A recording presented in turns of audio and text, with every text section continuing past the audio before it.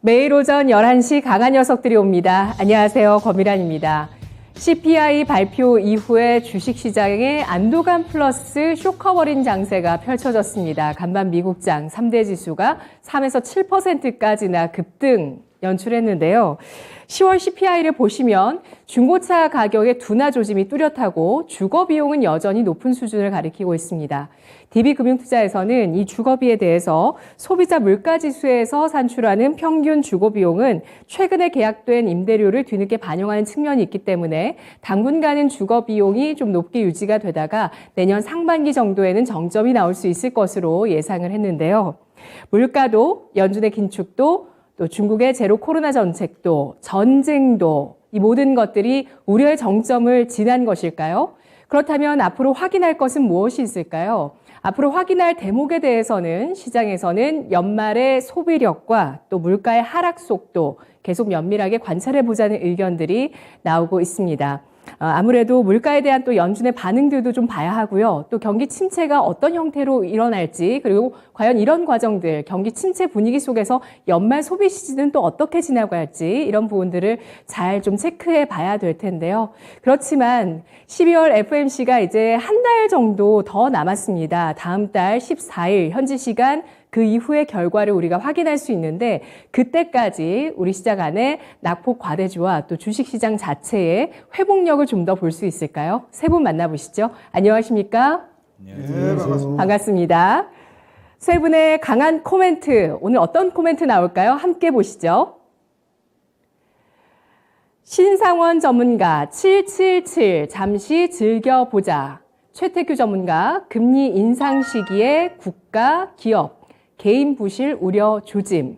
윤겸 전문가 트리플 호재는 트리플 호재 랠리 가는 거야? 자, 이 가운데서 우리 또 신상원 전문가의 의견부터 확인을 해볼까요? 777 제가 한번 유추해 보겠습니다. 나스닥 7% 급등, CPI 7.7% 아닌가요? 네, 우리 앵커님은 너무 777. 이제 저를 잘 아시네요. 네, 777 하면은 네, 빠친코를 생각하시는 분은 위험한 거고요. 저는 딱 777을 그걸 보자마자 네, 생각나는 빠친코를 좋아하던 제 친구가 생각이 났었는데, 자, 맞습니다. 네. 그러니까 7이 의외로 많이 나온, 네, 그래서 빠친코를 저는 이걸 해보진 않았지만 777이 이렇게 나오면 되게 좋은 거래요. 그러니까 오늘 시장 잠시 한번 즐겨보자. 그냥 뭔가 잭팟이 터진 것처럼 기분이 좀 좋은 시장이 오늘 주말을 앞두고 금요일 아침 시장에 좀 급등을 해서 시작을 했는데 간밤에 미국 시장이 아주 폭등을 했죠.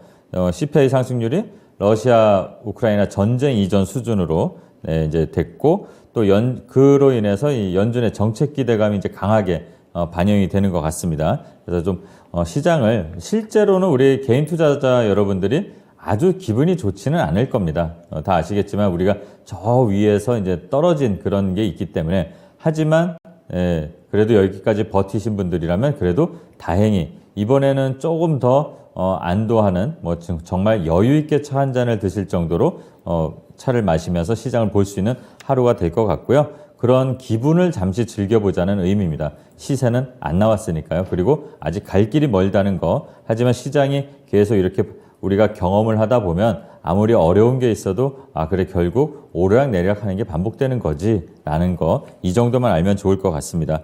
그리고 어제 간만에 이제 좀 뉴스를 좀 많이 좀 봐봤는데 파월이 좀 이 파월의 두 번의 실수라는 게 좀 있는 것 같습니다.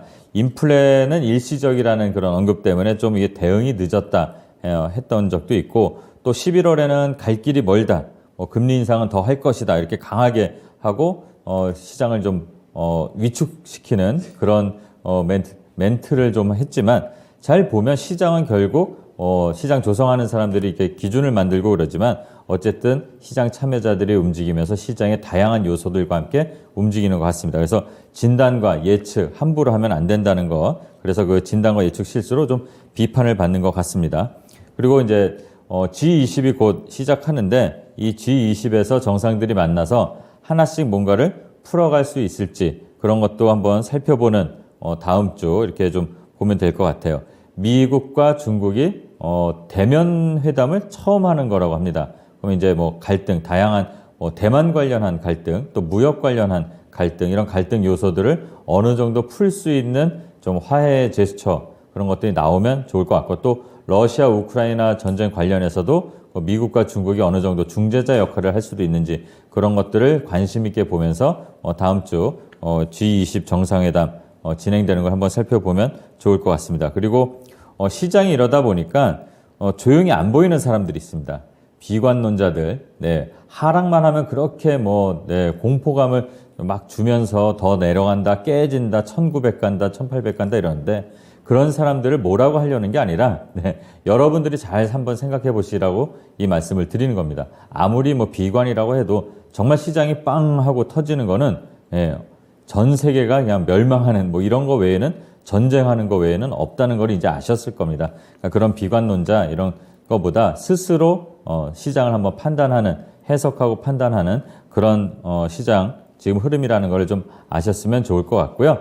또 한번 용기 있는 투자자들이 많습니다. 지금 시장 하락했음에도 불구하고 계속 버티고, 저도 마찬가지로 지금 시장 떠나지 마세요라고 이렇게 말씀을 하면서 이 토마토 방송에 이제 왔었는데, 자, 지금까지 버텨내고 있는 개인 투자자분들께 경의를 표한다는 말씀을 한번 응원해 드리고요. 그 다음에 아마 이 시장 자체가 이렇게 올라온다는 거는 수익이 이게 회복되는 거, 그러니까 손실이 회복되는 것보다도 우리 투자자분들이 자신감을 찾는 계기라고 저는 보여집니다. 네, 그래, 내가 이 정도 버텼으니까 맞다, 내가 시장을 그래도 버틴다는 판단은 맞았다, 이 정도만 해도 저는 상당한 소득이 있었을 거라고 생각을 하고요. 또 다음 주에 이제 좀 살펴볼 일정들 보시면 14일, 15일 이렇게 쭉 일정들이 있습니다. 그래서 여기 자막에 나가고 있는데, 독일에서 이제 düsseldorf에서 의료기기 전시회, 단백질 항체 엔지니어링 서밋 유럽, 이런 행사들이 있고, 월요일날 현대차 그랜저 신형이 출시가 됩니다. 관련된 종목들 한번 살펴볼 필요가 있는데, 역대 최대 사전 계약 8만 대라고 합니다. 그러니까 한번 현대공업이니 또는 화신이니 또 현대차, 이런 종목들을 한번 보면 될 것 같고요. 또 15일에는 미국 생산자 물가지수, 그리고 G20 정상회의 개최가 있습니다. 그리고 트럼프 대통령이 아마 그날을 기점으로 해서 중대 발표를 한다는데, 뻔한 거겠죠. 대선 출마를 이제 선언한다고 하니까 그것도 한번 살펴보면 될 것 같고요. 또 16일에는 미국 소매 판매, 미국 산업 생산, 이런 지표들이 발표가 되고, 또 소비자 물가, 소비에 대한 그 타겟이 되는 그 타깃 실적 발표가 또 있습니다. 그리고 17일에는 그 말도 많던, 네, 빈살만 왕세자, 롯데호텔 통째로 빌렸다고 해서 역시 이렇게 통 크다 이러는데, 방안이 이제 예정돼 있으니까 관련된 종목들 흐름 좀 살펴보면 될 것 같고, 한국과 네덜란드 정상회담, 그리고 이제 수능도 있습니다. 네, 그리고 수험생들도 힘내시기 바라고요. 또 18일에는 미국 이제 옵션 만기일 에이펙 정상회담, 그리고 우리나라, 한국, 스페인 정상회담이 있습니다. 유럽 정상회담, 그러니까 유럽에 이제 정상들과 회담할 때 아마 원전 얘기들도 좀 나올 수 있다, 이렇게 예상이 되니까 그런 관련 종목들 한번 살펴보면서 오늘은 잠시 즐기면서 주말을 맞이하시길 바랍니다. 네, 777 잠시 즐겨보자 라는 의견이었습니다. 우리 채팅창에서는 올라갔네요. 예. 지금 러브수기님께서 좀 더 버텼어야 하는데 운동하러 가야 해서 일찍 팔았더니 좀 아깝네요 라고 글 남겨주셨고, 앞산솔님께서 아쉬워하지 마세요, 내 몫은 거기까지다 생각하시면 돼요 라고 글 남겨주셨는데요. 또 위쪽으로 보시면은 우리 손맞고 선생님께서 오르니까 좋긴 한데 아직도 마이너스 난 게 많아요 라고 글 남겨주셨습니다. 아까 신상원 전문가님도 말씀을 해주셨지만 정말 지금은 이제 회복의 과정입니다. 좀 더 자신감을 얻고 회복을 해나가는 과정이고요.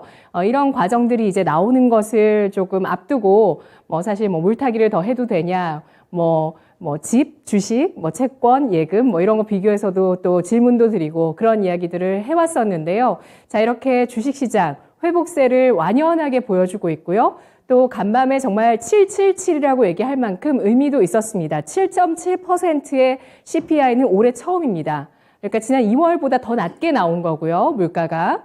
그리고 또 7%의 급등은 2020년 3월 코로나 팬데믹 당시 이후에 또 나스닥이 처음 보여준 급등입니다. 그때도 계속 하락하다가 이런 급등이 나오면서 점점 분위기가 변화했었기 때문에 지금부터 이제 추세 전환을 할 것인가에 대해서도 논의가 필요하고요. 다만 또 예측은 불어다. 아까 신상원 전문가님이 얘기를 해주셨죠. 파월도 예측하지 못했다. 이렇게 얘기를 해주셨는데 그렇기 때문에 앞으로의 상황들 또 위기 상황들도 잘 점검하면서 시장 잘 헤쳐나가야 되겠죠. 이 가운데서 질문 드리겠습니다. G20 정상회담 14일 현지 시간 인도네시아 발리에서 열리게 되는데요. G20 정상회담 주식시장의 호재라고 보시면 초록불, 별 영향 없다고 보시면 빨간불 주시죠. 악재는 아니겠죠. 지금 우리는 정치권에서 무언가 좀 탈세계화를 탈피할 수 있는 그런 실마리도 좀 찾아야 합니다. 두 분 전문가께서 빨간불 주셨는데요. 신상원 전문가님도 빨간불 주셨고요. 그리고 윤겸 전문가가 초록불 제시했습니다. 윤겸 전문가님. 네, 그건 이제 G20 같은 건 이제 결과라고 생각합니다. 이제 왜 제가 녹색불을 눌렀냐면 이제 우리나라 이제 G20 정상에 이제 참여하죠. 우리나라도. 그러니까 참여해서 어떤 국익에 도움이 되는 쪽으로 방향으로 노력을 할 거고요. 그런 결과물, 성과가 어느 정도 또 나와준다면은 증시에는 마이너스 되는 요소는 없지 않을까 해서 기대감에 녹색불을 선택을 했습니다. 네. G20 정상회담 시장의 호재라고 평가해 주셨어요. 나머지 두 분은 별 영향 없다고 확신을 하시는데요. 최택규 전문가님. 네, 국익 어디서 많이 들어본 단어예요. 요새 국익 많이 나오는데. 네. 자, 일단 뭐 G20 제가 봤을 때는 결국 결과가 어떻게 나오냐. 시진핑하고 바이든하고 만남에 있어서 좀 긍정적이야라면 아마 주식시장 일정 부분 반영할 것 같아요. 그냥 G20 요것만 놓고 딱 이게 긍정이다 부정이다 이렇게 이야기할 수는 없을 것 같고요. 결국 그 만남에서 만약에 시진핑하고 바이든하고 오히려 더 으르릉해버리면 어떻게 돼? 부정적인 거죠. 윤 대통령도 가가지고 뭔가 잘해놓으면은 좋은 결과가 나올 수 있지만 뭐 빈털터리네? 라고 했을 때 뭐 주식시장에 딱 영향이 없기 때문에 일단 결과를 봐야 하기 때문에 그냥 빨간불 눌렀습니다. 네, 미중 정상회담에 대해서 크게 기대하지 않는다는 의견이시고요. 신상원 전문가님. 네, 지금 최 선생님 말씀하고 비슷한데 가서 뭐 이렇게 해결을 하려고 하지는 않을 것 같아요. 두 정상 미중이 만나서 그냥 약간 간복이 아닐까? 처음 만나는 거잖아요. 그 대면으로는. 그리고 또 우리 대통령께서도 가서 뭔가 이렇게 나오려면 이게 끝나고 나서 결과를 우리는 알 수밖에 없으니까 그냥 기다려보고 있어도 되지 않을까. 하지만 좋은 뭔가가 단초가 될 수 있는 희망도 좀 가져보고는 싶습니다. 네. 네. 다음 주에 전 세계 정치권들의 움직임이 굉장히 큽니다. 13일에는 동아시아 정상회의와 한미일 정상회담이 열리고요. 14일에 미중 정상회담, 15일부터 G20 정상회의가 열리게 되는데요. 그러고 나서 또 우리나라를 방문하는 빈살만 왕세자, 국빈입니다. 네, 뭔가 보따리를 좀 이번에 확실하게 좀 펴줬으면 좋겠는데, 예, 주목하고 있습니다. 그런데 시세가 이미 좀 기대가 많이 반영됐다. 이런 고점에 대한 그런 가능성들도 우리 강한 녀석들 분들께서는 코멘트 해주셨으니까요. 잘 한번 같이 보시죠. 다음 코멘트 알아보겠습니다. 두 번째 코멘트는 최택규 전문가. 금리 인상 시기에 국가 기업 개인 부실 우려를 조심하자라고 의견 남겨주셨는데요. 맞습니다. 지금 조심할 대목 가장 첫 번째 어떤 걸 꼽으실까요? 네, 일단 우리가 주식을 하다 보면 좋을 때는 그냥 계속 좋은 것 같아요. 그래서 또 안 좋을 때는 계속 안 좋은 것 같고. 그런데 우리가 뭐 1년 동안 이렇게 계속 하락장에서 보면 계속 하락만 한 게 아니라 하락하다가 또 반등도 나오고 이러한 모양새가 반복되기 때문에 그냥 하루하루 흐름에 너무 일희일비하지 마시고 중심 잡고 가자라는 말을 항상 많이 드립니다. 자, 지금 시장 제가 의외의 강한 상승장 가능하다라고 말씀드렸는데 지금 그러한 상승이 나오고 있고요. 미국 같은 경우 이 7%의 상승 이것은 엉간해 가지고는 하락 쪽으로 방향 안 잡습니다. 제가 시장을 볼 때 만약에 나스닥이 4% 5% 빠졌어. 그러면 4% 빠졌다는 건 뭔가 문제가 있다는 거예요. 그런 애들은 반등 나올 때 그게 오히려 비중 축소 자리 더 내려갑니다. 그러면 지금처럼 막 7% 올라갔어. 왜 7% 올렸을까? 결국 그냥 더 가겠다라는 겁니다. 그런데 가장 하나만 우리가 이제 시장 흐름에 있어서 봐야 될 건 내일 미증시가 4, 5% 급락 나와. 혹 그러면 이 상승은 거짓이다라고 보시면 되고요. 내일 봤더니 그냥 뭐 1%, 2%, 뭐 그 정도의 하락이야. 그러면 일단 제가 봤을 땐 시장은 더욱더 우상향 쪽으로 갈 수 있다라고 좀 보시면 될 것 같고요. 결국 지금 이 상승장이 우리 대부분의 사람들 보면은 이게 한 번은 하락이 있을 거야. 모든 사람들이 다 이야기를 하고 있습니다. 그게 한 달이 될지 두 달이 될지 아니면 6개월 있다, 1년 있다 될지는 모르겠지만 그거는 한 번 있을 거야 라는 표현을 많이 합니다. 왜 그럴까? 그거의 하나 포인트가 결국 금리를 계속적으로 반복해서 올리게 되면 국가든 기업이든 개인이든 부실하게 됩니다. 우리 과거 금리 인상 후 자금 조달이 어려웠던 기업들을 봤더니 파산을 많이 하더라. 일단 2022년 작년 9월 기준으로 법인 파산이 738건이나 있었대요. 전년도에 대비 10%가 늘어난 게 우리 2022년도 9월까지의 법인들의 파산이야. 법원이 파산을 전산으로 집계한 이후 두 번째로 많은 규모라고 하는데 왜 기업들은 여기서 파산이라는 걸 선택했을까라고 했을 때 결국 금리를 자꾸 올리다 보니까 경기 전망 자체가 불투명해지고 내가 기업 활동을 해가지고 돈을 벌어봐야 안 된다라는 걸 알기 때문에 그래 그냥 여기서 빚 갚느니 문 닫자. 이러한 것들이 지금 팽배해지고 있는 거죠. 그러다 보니까 지금 대기업들도 지금 현금성 자산을 자꾸 쌓아놓는다고 그러잖아요. 왜? 미래가 불투명하기 때문에. 결국 우리 과거 사례를 봤을 때 경제적으로 취약한 고리가 무너지게 되면 여기서 경제적 취약한 고리라고 하면 한계 기업 돈 벌어도 이자를 못 감당하거나 우리 개인 같은 경우도 수입보다 부채가 더 많다라고 하면 결국 그들이 무너지게 되고 그들이 무너지게 되면 양질의 기업들도 영향을 받으면서 전체적으로 또 금융기관까지 크게 파급을 하게 돼 있어요. 그래서 이러한 부분들이 좀 조심해야 될 것 같고 그렇다고 한다면 상장 폐지 가능성이 있는 기업은 뭘까라고 했을 때 일단 우리가 HTS를 보면 증거금 40, 증거금 60, 증거금 100 이런 게 있어요. 그러면 일단 증거금 100 이렇게 써놓은 거는 증권사에서 봤더니 상장 기업은 상장 기업인데 뭔가 좀 부실 가능성이 있는 기업이야 라고 정해놓은 거예요. 그렇다면 우리 개인 투자자는 증거금 100짜리 기업을 할 때는 재무제표 아니면 기업의 미래 이러한 것들을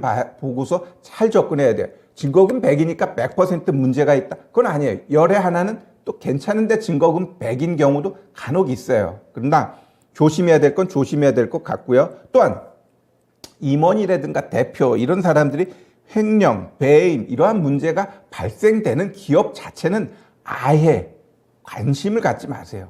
예. 물론 큰 기업들은 안 망하더라고요. 그러나 이 중소기업들은 망한다 그래서 크게 사회적으로 문제가 되지 않다 보니까 쉽게 상폐가 돼버려요. 그렇기 때문에 그러한 부분 잘 봐야 되고요. 또한 최대 주주 아니면 대표이사 이러한 사람들이 자꾸 변경돼. 그거 좋은 게 아니잖아요. 그죠? 집에 가장이 자꾸 바뀌면 어떻게 돼요? 애들이 어제 아빠하고 오늘 아빠가 다르네? 이거하고 똑같은 거예요. 그러면 안 되잖아요. 정서적으로 불안해지기 때문에 기업도 부실해진다라는 거죠. 그 다음에 불성실 공시법인을 자꾸 지정하는 기업 우리 조심하자. 그리고 실적이 안 좋아서 이 영업이 악화되고 영업이익이 매년 적자야. 왜 그런 기업에 대해서 매수를 하는지는 이해가 안 돼요. 답이 뻔한데. 물론 제약바이오 얘네들은 일정 부분 예외 규정이 있으니까 접근이 가능하지만 일반적인 기업들이 매년 적자인데 거기다 내놓고 매수해놓고 어떻게 하면 좋죠? 그러면 안 돼요. 이 주식은 욕심이 앞서면 안 돼요. 욕심이 앞서면. 항상 위험 관리가 먼저 돼야 됩니다. 그리고 일단 그다음에 이제 CB 발행하고 이제 BW 발행하는데 아주 작은 빈개미 5억, 10억 이런 것들 자꾸 발행한다라는 건 뭐예요? 회사 돈이 없다라는 거예요. 그러니까 공시 보면 맨날 CB 전환하는 것밖에 없어. 그런 기업들은 아예 거들떠도 보지 마세요. 지금 당장은 문제가 안 되지만 갈수록 더 문제가 되고 특히 내년 같은 경우 더더욱 일단은 조심하자. 내년은. 그러한 측면에서 지금 내가 이런 주제를 좀 갖고 나왔고요. 일단 상장 폐지된 통계를 봤더니 2017년 후 유가증권 코스닥 75개 기업이 상장 폐지가 됐대요. 2020년 6월 올해 같은 경우 6월 기준으로 9개인데 6월 이후에 제가 알기로 한 4-5개가 계속 정리매매하는 걸 봤어요. 그래서 올해도 일단 한 10개 이상은 지금 이루어지고 있다라고 좀 보면 되고요. 2019년도에는 4개, 2020년도에는 15개, 그 다음에 작년에는 20개, 올해는 뭐 이 정도 될 것 같고 내년이 오히려 좀 더 크게 많이 될 것 같아요. 그래서 이러한 부분 조심하고요. 끝으로 결국 11월 4일 날이었어요. 부실된 기업들은 보면은 꼭 주가를 뭐 장난치려고 해. 코로나 진단키트 수출 호재 요거 띄워놓고 주가 띄운 다음에 지들 팔아먹은. 그래서 구속 수사되고 또 전기차 부품 수주 내부자 거래하면서 자동차 부품 임직원들 18명 기소되고 이러한 것들이 11월 14일 날 기사 나왔던 건데 여튼 오늘 제가 이런 얘기를 한 건 시장 일정 부분 상승 쪽에서 좀 보셔도 돼요. 보긴 보는데 내년으로 갈수록 금리가 이렇게 자꾸 막 올라가게 되면 버티다 무너지는 애들이 진짜 많아요. 그러한 부분은 과거 통계에 나왔는데 그 통계가 허투루 보서는 안 되고 결국은 그렇게 또 될 가능성이 높으니까 우리 주식할 때 기왕이면 좀 똘똘한 애로 하자. 이렇게 좀 말씀드리고 싶습니다. 네, 그게 금리 인상기의 명암이죠. 사실 이렇게 내 기업, 내가 투자한 기업이 무너지면 정말 그것만큼 엄청난 충격이 없지만 그래도 전체적인 시장으로 봤을 때는 구조조정이 되고 또 자정작용이라고 하죠. 깨끗해지는 자정작용이 일어나게 된다면 그 이후에는 또 더 긍정적인 경제 흐름이 만들어질 수 있습니다. 지금 시장 욕심을 우선시하면 안 된다. 늘 주식은 겸손해야 된다라는 점을 강조해 주셨고요. 그리고 지금 뭐 잘 올라가더라도 든든한 탄탄한 땅 위에 올라서야 된다. 뭐 적잖아고 이렇게 상승장에 어떻게 돈 끌어다가 쓰려고 뭐 부실 있는 기업인데 숨겨서 좋은 공시들 내고 이런 기업들 우리가 잘 구분하고 분간하자라는 의견 주셨는데요. 세 분께 질문 드리겠습니다. 나스닥이 2020년 3월 이후에 처음으로 7%의 급등을 보였습니다. 이제 우리 시장도 추세 전환으로 갈 것이라고 보시면 초록불, 그렇지 않다고 보시면 빨간불 주시죠. 자, 세 분 가운데서 신상원 전문가만 노란불 주셨고 나머지 두 분이 초록불을 주셨는데요. 신상원 전문가님. 네, 추세 전환을 빠르게 하지는 않을 것 같고요.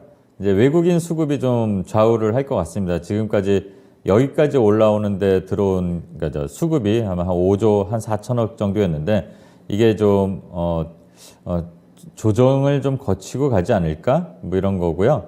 뭐 강하게 이렇게 빨리 갈 수 있는 건 아닌 것 같아서 좀 조심해보자라는 의미에서 노란불을 저는 선택을 했습니다. 네, 이번 상승의 상단 어디까지 예상하세요? 이전에 여름에 나왔던 그 서머랠리 그 정도 수준 한 2,540 정도를 하려다가 돌파를 못한 것 같아요. 그래서 만약에 이 추세가 그대로 이어지면 그 정도에서 한번 저항을 맞지 않을까 그렇게 예상을 하고 있습니다. 예. 2,540의 저항을 뚫을 수 있을지가 중요하다고 보셨고요. 추세 전환까지는 아직은 아닌 것 같다는 의견이었습니다. 반대로 윤겸 전문가, 미스터 보수신데 초록불, 추세 전환의 의견 주셨어요. 네, 저도 뭐 이 두 개 중에 선택하라고 하셔가지고 빨간불은 좀 누를 사항은 아닌 것 같고 해서 녹색불을 눌러드렸고요. 네. 지금 이제 여러 가지 모든 이제 전반적인 세계 경제 악재들, 증시의 모든 악재를 지금 오롯이 받아서 수용하고 그걸 좀 내성으로 견디면서 또 바닥을 딛고 이렇게 미국 증시와 함께 어제 또 CPI 결과 지표에 따라서 이렇게 우리도 따라서 지금 반등해서 올라오고 있다고 생각이 들고요. 또 거기에 따르는 외인 수급, 또 최근에 뭐 차이나 런 자금까지 우리 쪽으로 전 세계 뭐 증시 꼴찌 2위다 보니까 이런 전반적으로 이제 상승할 수 있는 이제 토대는 다졌기 때문에 앞으로 어떠한 이제 추이를 봐가면서 그 추이하고 이제 맞물리면서 교집합이 돼가지고 점진적으로 이제 조금씩은 우상향하지 않을까 그런 기대감에 녹색불을 눌러드렸습니다. 네. 산타랠리 이야기도 나오거든요. 오늘 방송에서 이 단어가 나오는 걸 제가 들었는데 타 방송에서 근데 연말에 소비 시즌이 좀 좋아져야 그런 것들이 더 흥이 무르익잖아요. 근데 좀 거리가 있긴 하지만 아직은 지켜봐야 되겠지만 산타랠리 얘기도 나오는데 위쪽을 윤겸 전문가님은 얼마까지 보실까요? 네, 일단 뭐 2,500선 돌파하면은요, 전고점이죠. 전고점 지지대인 그 2,530선 라인, 거기서 또 이제 심리적 저항선이니까 2,500선을 일단 뭐 돌파하는 게 관건이고요. 그 다음에 2,530선 돌파하면 뭐 2,550선까지도 갈 수 있지 않을까 그렇게 예상을 해봅니다. 네. 네, 알겠습니다. 서버랠리 고점보다는 더 높게는 안 주시네요. 네, 이렇게 뭐 좀 이런 현상 가지고 너무 또 거기에 심취해서 들떠서 아까 전에도 이제 말씀하셨지만 주식 그 증시 지표 앞에서 겸손하고 겸허한 마음으로 경건하게 다가서야 될 것 같습니다. 네. 네, 알겠습니다. 정말 이런 때가 없었거든요. 정말 이런 동시다발적인 어떤 위기 가능성들, 전쟁도 일어나고 전염병이 있었고, 뭐, 아직도 이게 뭐 해결이 제대로 안 되는 부분들도 많이 있고요. 뭐, 병 자체는 그렇지만 그 이후에 정치권의 각국의 다른 움직임들 참 혼란스럽습니다. 자, 이 중에서 추세 전환 의견 또 주셨어요. 최태규 전문가님. 저는 조금 상단 높여드릴게요. 얼마까지 주시겠어요? 저는 기본적으로 2,600에서 2,750까지 지금 보고 있습니다. 제가 차트 한번 보면서 제가 생각하고 있는 흐름을 좀 말씀드릴게요. 일단 이게 1년 반 차트인데요. 그 당시에 이제 고점 나오고 지금 저점 나왔습니다. 보통 우리가 이 중간값 치고 올라가게 되면은 한 번 더 이 고점에서 저점의 중간이 2,725예요. 그래서 거기까지 일정 부분 열려져 있다라고 보고 일단 2,600 요 자리는 굉장히 중요한 자리다라는 표현을 많이 했습니다. 굉장히 내려오면 지지해주고 내려오면 지지해줬던 그 자리인데 결국 이 자리까지는 저는 이번에 상승을 합니다. 상승을 하는데 그냥 갈 수는 없잖아요. 뭐 추세를 탄다고 해도 항상 계단식으로 올라가게 돼 있어요. 지금 너무 가팔라요. 그래서 일정 부분 조정이 좀 필요하고 제가 보고 있는 결국 2,600, 2,750까지 가기 위해서 딱 하나가 걸림돌이 있는데 그게 뭐냐면 12월 달에 있는 CPI입니다. 지금 이 CPI 이 정도 가지고도 환호했는데 그 다음 달에 12월 달에 봤더니 어머 거의 비슷하네? 아니면 조금 올라갔네? 그럼 이거 올린 거 그냥 다 되돌림 나옵니다. 그래서 12월 달에 그 CPI 그거 하나만 딱 체크 하나 해가지고 거기서 봤더니 조금 더 내려왔어. 그러면 내가 봤을 때는 2,750까지도 좀 열려 있다라고 봅니다. 네, 뭐 소비 연준 다 필요 없고 12월에는 CPI를 보자. CPI 지표가 이번처럼 투자자들이 환호할 수 있을 만한 수준으로 낮아지는 움직임을 보여준다면 산타랠리다라는 의견입니다. 2,600에서 2,750선까지 열어주셨으니까요. 세 분의 지수대 전망 잘 기억하시고 누가 맞나 한번 여러분 체크해 보시죠. 자, 마지막 코멘트 알아보겠습니다. 마지막 코멘트는 윤겸 전문가 의견인데요. 윤겸 전문가. 트리플 호재, 랠리 가는 거야? 랠리 못 간다고 보시는 것 같은데 어떤 점들을 보실까요? 양면성을 두고 이제 봐야겠죠. 무조건 랠리 무조건 간다고 또 섣부르게 판단해서도 안 될 것 같고요. 뭐 트리플 호재, 이거는 이제 뭐 어제 미증시에 나타난 세 가지 호재라고 표현을 좀 하고 싶습니다. 우선 뭐 CPI 예상치보다 조금 낮게 나왔다는 거. 그 다음에 이제 연준이 12월에 금리를 갖다 좀 조정할 수 있는 가능성도 없지 않아 있다. 이런 부분. 그 다음에 이제 국채 금리가 이제 좀 많이 빠지는 이런 미국 경제 상황과 증시 상황에 맞는 이제 트리플 호재, 세 가지 호재로 인해서 랠리가 이제 앞으로 좀 오지 않을까라는 이제 퀘션을 한번 붙여봤는데요. 그렇다고 너무 섣부르게 예단해서 너무 이 시장을 갖다가 심취하고 흠뻑 젖어서 증시를 대응해서는 안 될 것 같고요. 지금 뭐 전 세계적으로 항상 뭐 트리플 악재 제가 말씀드리지 않았습니까? 이제 그 인플레이션, 그다음에 전쟁, 거기에 따른 이제 아직도 이제 아까 전에도 언급하신 이제 전염병, 팬데믹에 의한 봉쇄 부분이 전 세계 시장, 공급망 이런 걸 대란을 일으키는 부분이 있다 보니 중국 부분이요. 이렇게 이제 그동안 너무 이런 악재 속에서 또 우리 국내 증시도 뭐 5대 악재 제가 말씀드렸지만 이런 온통 사방이 가시밭이고 주변이 악재 투성인 시장 상황에서 어제 그 CPI 지표가 조금 둔화되고 좀 예상치보다 적게 나왔다는 그것 때문에 시장이 뭐 환호하고 뭐 환성을 지르고 뭐 어제 진짜 그다지 이렇게 크게 올라갈 것도 아닌데도 이렇게 올라갔다는 거는 그만큼 그동안 이 증시가 너무나도 이 경제 상황에 억누르고 압박해서 심리가 투심이 완전히 이제 상실하고 너무 뭐 앞으로 앞길이 보이지 않는 안개 전국인 상황에서 요런 이제 어떻게 보면은 뭐 그다지 크다고 볼 수도 없는데요. 요런 부분이 이제 어마어마한 이 심리적으로는 투심, 투자자들의 마음을 갖다가 또 들뜨게 만들어서 이렇게 또 이제 7%라는 20년 이후에 최대 상승이라는 결과가 나오지 않았나라는 생각이 들고요.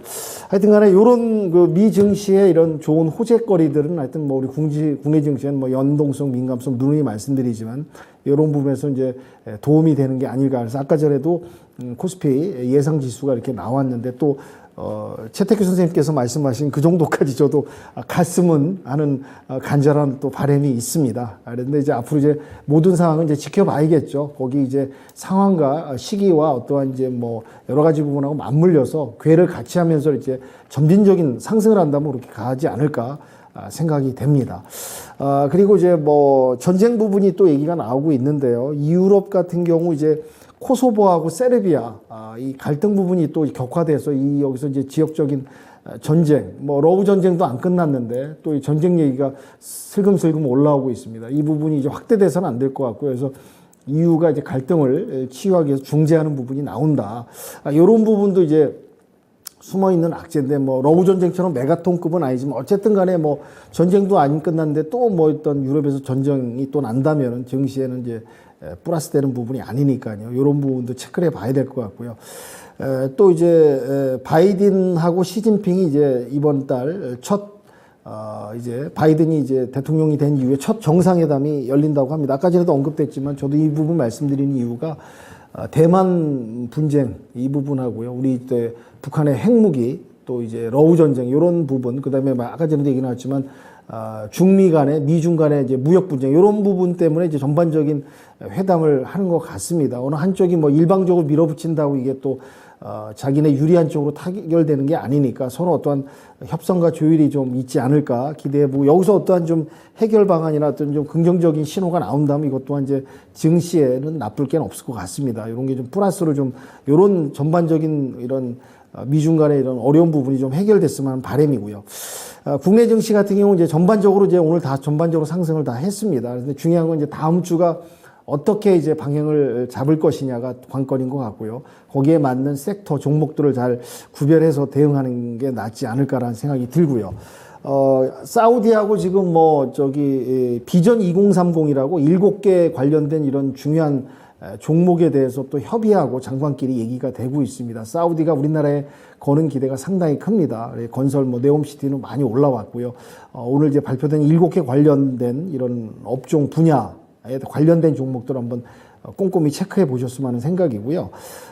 또 이제 4대강 예전에 이제 오세훈 서울시장이 이제 시장 당시에 진행을 못했던 뭐 디자인 서울 아실 겁니다. 이런 부분이 이제 그 시장직을 잃고 나서 이제 사퇴하고 나서 뭐 이제 다음 정부 시장직으로 옮기면서 이제 그런 정책이 많이 바뀌었는데 오세훈 서울시장이 이제 4대강 관련 그러니까 서울항 여의도의 서울항을 다시 이제 만드는 이런 부분에 있어가지고 또 4대강 관련 부분이 좀 앞으로 좀 움직일 수 있는 부분이 있어서 이런 관련주 한번 보셨으면 좋겠고요.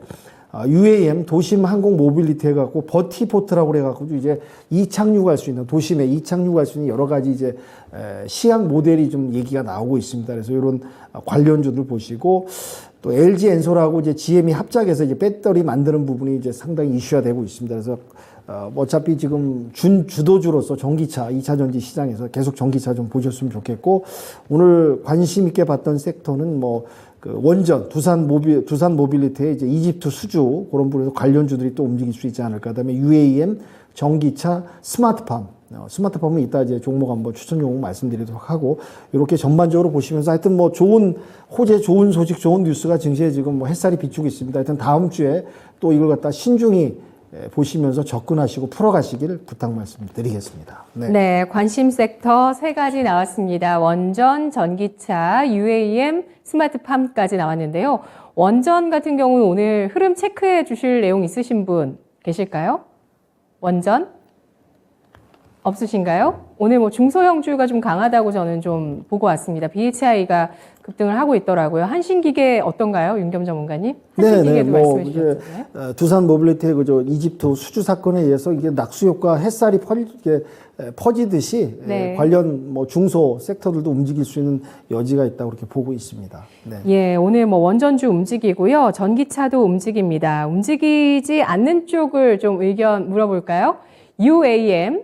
이 UAM 경쟁도 사실상 치열합니다. 이것이 파급되는 산업이 굉장히 넓습니다. UAM, 우리 관련주로 보고 있는 UAM 자체의 기술력뿐만 아니라 통신이나 건설 등 여러 산업으로 확산되고 확장되는 측면이 있고요. 향후 시장이, UAM 시장 큰 폭의 성장이 있을 것으로 예상이 되고 있는데요. 전망치를 좀 보시면은, 우리나라 돈으로 1,400조 원 정도입니다. 1조 5천만 달러 2040년까지 글로벌 UAM 시장이 성장할 것이라는 전망 나오고 있는데요. 근데 국내에는 사실 뚜렷한 실질적인 수혜주가 없다. 이런 반응들도 있는데 UAM, 모멘텀, 앞으로 상승 재료로 중요하게 보시는 분은 초록불, UAM 관련주 국내 투자에서는 별 필요 없을 것 같다. 빨간불 주시죠. 윤겸 전문가님 노란불이신가요? 네. 지금 뭐 지금 수소 관련주들도 그동안 이제 잠잠하다 최근에 와서 이제 수소 관련 그런 섹터 부분이 움직이고 있듯이 이쪽 UAM도 이제 급하게 급상승은 하지 않겠지만 점진적으로 어차피 미래 먹거리 산업이고 올 수밖에 없는 산업 섹터다 보니까 긍정적으로 보고 있고 단지 이제 시간을 좀 조율해 가면서 우상향하지 않을까 그런 기대감에 노란불을 눌러드렸습니다. 네. 신상원 전문가님도 노란불 주셨어요. 저 초록불인데 뭐 노란불 같은 초록불인데요. 네, 일단은 좋게 긍정적으로 보고는 있습니다. 하지만 이제 시간이 좀 걸리겠죠. 그리고 중요한 거는 현대자동차, 그러니까 현기차 그룹에서 이제 뭔가 좀 움직임이 나와야 될 것 같아요. 네. 제품이라든가 그리고 또 뭐 항공 관련 기술이 있어야 되니까 아마 나중에는 뭐 다른 그룹하고도 조인을 할 것 같은데 좀 먼 미래는 아니지만 아주 가까운 것도 아니라고 봅니다. 영화의 그 뭐 제오원소 보면은 다 떠다니는 게 그게 이제 아마 UAM 관련일 텐데 그게 현실에 오려면 뭐 관련 법규부터 그리고 제대로 된 뭔가 그런 물체가 나오는 게 아직은 없다고 보기 때문에 좀 시간은 필요합니다. 하지만 되게 긍정적으로 저도 보는 분야이기도 합니다. 네, 아까 제가 시장 전망치 말씀드린 것도 대부분은 뭐 10년 후 이렇게 보는데 그건 20년 후거든요. 2040년 기준이었고요. 그 신상원 전문가님 아까 현대차 그 재료 말씀해 주신 거 신형 그랜저가 역대 최대 사전 계약 맺었다는 게 사실 지금 묻혀 있는 호재라고 보거든요. 그러면 현대차, 기아도 매수 관점 혹시 가능하신지 의견 주실까요? 네, 길게 보시면 매수 관점입니다. 항상 이 대형주는 지금은 아직 대형주가 이렇게 막 주도하는 그런 시장은 아닙니다. 물론 짧게 지금 반등이 나올 때 외국인 수급이 대형주에 몰린 거는 워낙 쌌기 때문에 그런 것도 있는 것 같아요. 근데 전반적으로 대세 상승으로 갈 때가 아직은 아닌데 실제로 나는 투자를 하는데 이렇게 뭐 1, 2개월 이렇게 보는 게 아니야. 나는 천천히 이렇게 농사 짓듯이 갈 거야라는 분들은 대형주 뭐 현대차, 기아차 다 괜찮을 것 같습니다. 네. 현대차, 기아에서 UAM 관련한 어떤 그 모빌리티 제품들 이런 것들이 좀 더 본격화돼야 된다 의견 주셨는데요. 2025년에 우리나라는 드론 택시가 다니기 시작할 겁니다. 최태규 전문가님 초록불 주셨고요. 네, 뭐 단기적으로 얘가 뭐 가시성을 주겠다 그러한 건 아니고 결국 미래를 보자라는 측면에 있어서 결국 우리가 진짜 영화 봤을 때 막 하늘로 다니는 택시 막 이런 것들이 있잖아요. 그게 이제 현실화 될 것 같아요. 그럼 거기에 맞춰서 이제 기술, 뭐 자동차면 자동차 그런 것들이 기술이 돼야겠지만 저는 큰 그림에 있어서는 이러한 것들을 통제하기 위해서는 결국 통신망이 있어야 되고요. 그 위에는 인공위성입니다. 그래서 저는 궁극적으로 국가의 미래 비전을 위해서는 이 위성 쪽을 누가 잡느냐가 굉장히 중요하고 그래서 먼 미래를 봤을 때 인공위성 쪽으로 기술력이 있는 기업 그러한 것들을 오히려 보는 것이 UAM과 같이 맞닥뜨려서 가장 상단에 있는 게 저는 한국 인공위성이다라고 좀 표현하고 싶습니다. 네, 인공위성 관련주 가운데서 탑픽은 인텔리안테크실까요? 아니요, 세트랙 아이 보고 세트랙 아이 보고 계신가요? 알겠습니다. 이렇게 코멘트 소화해봤습니다. 이어서 추천주 동향 알아보도록 할게요. 신은석 캐스터입니다. 네, 강한 녀석들의 강할 녀석들 흐름 살펴보도록 하겠습니다.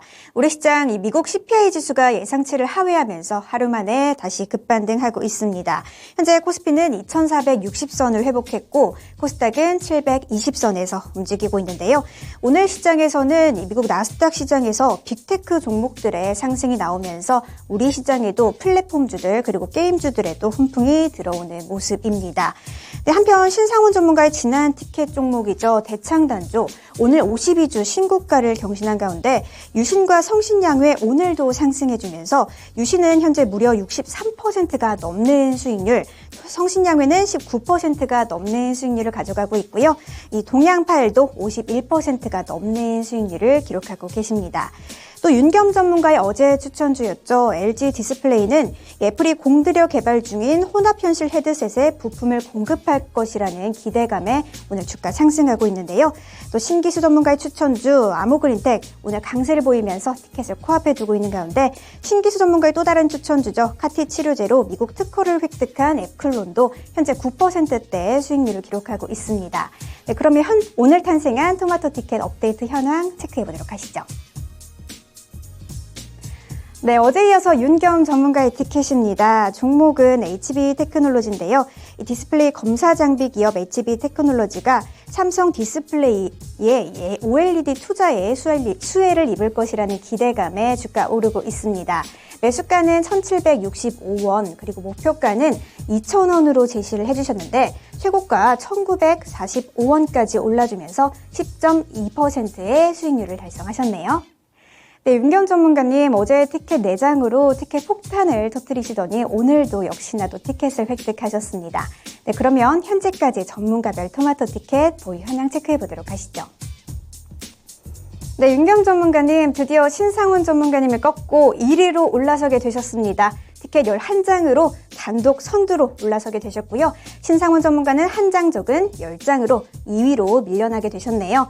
신기수 전문가님 티켓 7장으로 함께하고 계시고요. 마지막에 합류하신 최태규 전문가님 티켓 3장으로 함께하고 있는 모습이네요. 네, 그럼 오늘 강할 녀석들에는 또 어떤 추천주들이 기다리고 있는지 지금 바로 확인해 보시죠. 네, 오늘 또 종목 티켓 하나 있습니다. 윤겸 전문가의 티켓 부착식 지금부터 거행하겠습니다. 네, 1위 축하드립니다, 전문가님. 와, 네, 다른 옆에 계신 강한 녀석들 분들도 이렇게 박수를 쳐드릴 정도로 정말 훈훈하네요, 저희 강한 녀석들. 네, 윤겸 전문가가 와, 대왕 토마토 옆에 곧바로 다음날 또 하나의 이 아기 토마토가 부착됐습니다.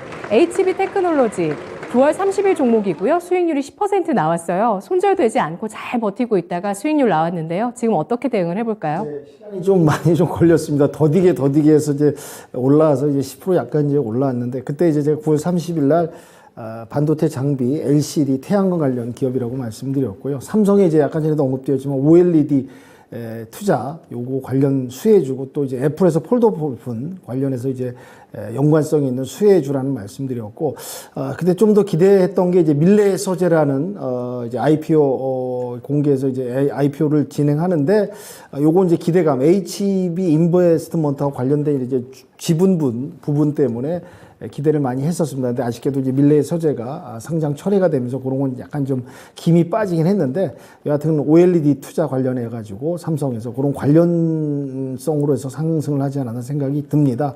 그다음에 하반기에도 실적이 좀 개선될 수 있을 것 같고요. 또 이제 저점 바닥 딛고 상승 전환 추세하는 과정이기 때문에 조금 더 추가적으로 올라갈 여지가 있지 않나. 2,000원만 이제 돌파한다면은 전 고점인 가격까지도 기대해 볼 수도 있다라는 정리 말씀을 드려보겠습니다. 네, 밀레 서재 관련해서 오른 게 없다 보니까 별로 크게 하락하지도 않았던 것 같아요. 네, 네. 예, OLED 투자 확대 수혜주 HB 테크놀로지 전략 다시 한번 확인해 봤습니다. 우리 채팅창에 테리님께서 이 토마토 티켓 스티커 디자인을 인형 누나 티켓으로 바꿔주면 안 되냐고 얘기하셨는데 인형 누나가 신은석 캐스터입니다. 네, 그 디자인 바꾸는 거 저희 한번 좀 생각해 볼게요, 테리님. 자, 그러면 오늘 세 분의 강한 녀석들 오전장 어떻게 마무리할까요? 금요일장 마무리하는 종목 세 가지 보시죠. 신상원 전문가 히림, 최태규 전문가 하림, 윤겸 전문가 그린 플러스입니다. 히림 대 하림이네요, 오늘. 건설대 닭고기인데요. 최근에 닭고기 관련해서도 제가 얘기를 좀 들은 게 있어서 닭고기 가격이 올라간다 이런 얘기 있는 것 같던데 이거 모멘텀인가요? 최태규 전문가님? 저 같은 경우는 월드컵 한번 보겠다. 월드컵. 네, 월드컵 이제 많은 사람들이 모이는 게 아니고 이제 가족끼리 모여서 치맥하는 그러한 월드컵이 되지 않을까 해가지고 제가 할인 갖고 나왔습니다. 뭐 특별한 모멘텀이라고 하기보다는 여튼 이제 월드컵 하나 보고 차트상 봤을 때 오늘 정확하게 이 60일 이평선이 얼마였냐면 2,750원이잖아요. 그래서 45원까지 살짝 내려왔는데 제가 봤을 때 요거 2,770원 뭐 이 정도 가격에서 매수해 가지고 우리 목표가를 제가 얼마를 잡았나라면은 네, 3,100원 보고요. 손절가 2,400원 보도록 하겠습니다. 네. 닭고기 가격은 관심 없으시고요. 예, 카타르 월드컵입니다. 네, 카타르 월드컵. 카타르가 한때는 1인당 GDP가 세계 1위 국가였더라고요. 네네. 네, 그쵸. 지금도 그 LNG 가스 관련돼 가지고 예. 짱이잖아요. 예. 그러니까요. 카타르가 좀 엄청나더라고요. 1인당 GDP 세계 1위를 기록하기도 했었던 국가에서 월드컵이 열리는데 지금 사실 그 기대는 크지 않고 또 손흥민 선수가 부상을 당했는데 출전할지 말지 아직은 불확실합니다. 이 가운데서 카타르 월드컵 이슈로 할인이 움직일 수 있다라는 관점으로 매수가 현재가 목표가 3,100원, 손절가 2,400원 제시했습니다. 다음으로 신상훈 전문가의 힐인 볼까요? 네. 힐링은 이제 건축 관련 업체고 이제 국내 최정상 CM 그러니까 건설 관리 그리고 설계 및 감리 업체입니다. 우리나라에서 가장 대표적인 그 설계 회사라고 보시면 됩니다. 저도 개인적인 일이지만 예전에 이제 사회 초년병일 때 제가 다니던 회사가 여기랑 일을 했는데 아주 대단한 회사가 좀 더 대단한 회사로 컸습니다. 도하 아시안 게임 월드컵 경기장도 이제 아시안 게임 경기장, 월드컵 경기장 디자인에 참여한 이력도 있고 또 실적도 8년 연속 흑자를 내면서 안정적인 실적 기반. 워낙 크리에이티브한 집단이다 보니 뭐 실적은 좀 별로지 않을까라고 했는데 실적도 그러니까 내실도 다지면서 가는 우리나라 최고의 이제 그런 CM 회사라고 보시면 되고요. 가덕도 신공항 이슈 그리고 네옴시티 이슈에 이제 기대감으로 항상 이 시세가 나는데 특히 네옴시티 이슈 때문에 최근에 상한가를 기록하고 지금 조정 구간을 거치고 있습니다. 근데 어제 말씀드린 것처럼 이 네옴시티 관련 종목들이 지금 다 많이 올랐습니다. 그러니까 투자에 유의할 점을 먼저 말씀드리자면 반드시 손절가를 이제 지켜주셔야 되는데 항상 이 시장을 볼 수 있는 상황이 아니라면 이게 빠르게 오르락내리락을 합니다. 그런 점을 꼭 명심해 주시고요. 진입 전략을 말씀드리면 현재가 지금 12,850원 보합 정도 딱 유지하고 있습니다. 요 가격 이하로 아시죠? 네, 3분할 이렇게 해서 들어가시면 되고 손절가는 11,400원. 네, 무조건 칼손절을 저는 권합니다. 지금 시세가 많이 뿜어져 나와 있는 상태이기 때문에 그 라인을 깨버리면 추세가 확 투매가 물량, 차익실현 물량이 나올 수도 있다는 거 반드시 명심해 주시고 목표가는 15,500원 바로 직전 고점입니다. 너무 큰 수익 때문에 손절 미련하게 계속 잡고 있는 그런 걸 하지 마시고 손실도 감수하면서 대응해야 되는 그런 종목이라는 거를 다시 한번 주의사항을 말씀드리겠습니다. 네, 가덕도 신공항은 지어지는 건가요? 지어지려고 정치권에서도 계속 그러고 이제 뭐 예비 타당성 조사도 하고 그러는 것 같습니다. 근데 지어져야 되는 거 아닐까요? 공약이니까 그렇게 네. 생각하고 있습니다. 히림, 가덕도, 공항, 건설, 그리고 네옴시티 수혜주로 기대감 더 받을 것으로 예상을 하고요. 다만 고점에 있기 때문에 손절가를 지키자는 의견, 손절가는 11,400원, 목표가는 15,500원 제시했습니다. 매수가는 현재가고요. 마지막으로 오늘 윤겸 전문가의 종목 그린플러스 스마트팜 관련주 아까 예고를 해주셨는데요. G20 회담에서도 식량 문제 이야기 나올지 아까 어떤 분이 궁금해하셨는데 그린플러스 모멘텀 받을 수 있을까요? 네, 아까 전에도 언급드렸지만 이제 스마트팜 관련 기업이고요. 알루미늄 압출하고 첨단 유리 온실을 주종목으로 하는 기업입니다.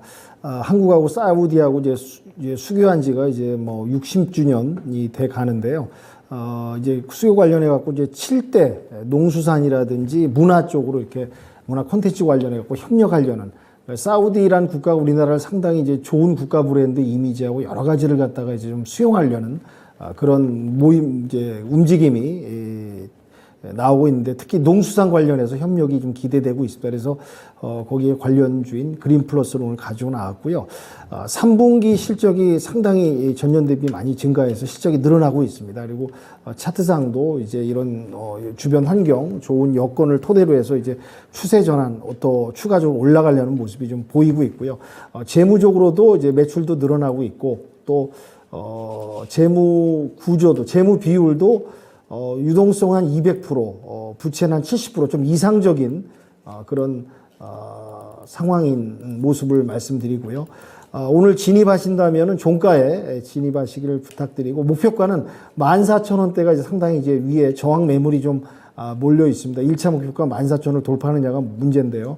14,000원까지 좀 보시고 손절가는 10,000원 선에서 충분히 대항하시면 위험이 없지 않을까 해서 그린 플러스 오늘 추천 말씀드리도록 하겠습니다. 네, 한사우디 농수산 협력은 기대감인가요? 아니면은 뭐 일정이 나오고 있는 내용일까요? 네네, 장관 회의도 하고 있고요. 네. 뭐 네옴시티하고 또 관련해 갖고 이런 부분이 이제 계획적으로 순차적으로 진행될 거라고 보고 있습니다. 네, 알겠습니다. 네옴시티 그 안에 정말 100% 친환경의 에너지원과 그리고 또 그 안에서 정말 친환경적이고 또 정말 어떤 파라다이스 같은 그런 세상이 펼쳐질 것으로 그 예상표라고 할까요? 그 비전을 보이는 그 자료들, 사진들 많이 보실 수 있거든요. 그런 거 보면 볼 수 있는데 이 안에서 농작물도 잘 기를 수 있는 기술력 우리나라에서 필요하다고 보고 있습니다. 윤겸 전문가가 제시하는 그린 플러스 한사우디 농수산 협력 수혜주라고 보고 있고요. 매수가는 종가 그리고 목표가는 14,000원, 손절가는 10,000원 선으로 설정합니다. 자, 이렇게 세 가지 종목 알아봤고요. 오늘 공개방송 일정 최택규 전문가님 있으시네요. 네, 제가 저녁에 이제 배워야 산다 하고 7시에 좀 늦은 시간인데 식사하시고 좀 오시면은 아마 다양한 좀 다음 주에 대응할 수 있는 종목들까지 한번 풀어헤치도록 하겠습니다. 네, 알겠습니다.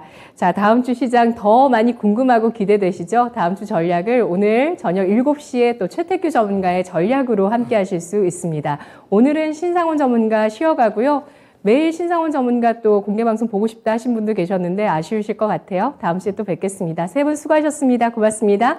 감사합니다.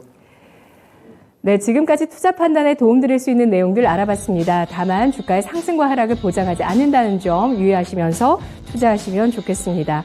양대 지수 오름세 계속 이어지고 있고요. 탄력 줄이는 듯 하다가 또 다시 높이네요. 코스피 2.8% 오름세입니다. 오전장 여기까지입니다. 고맙습니다.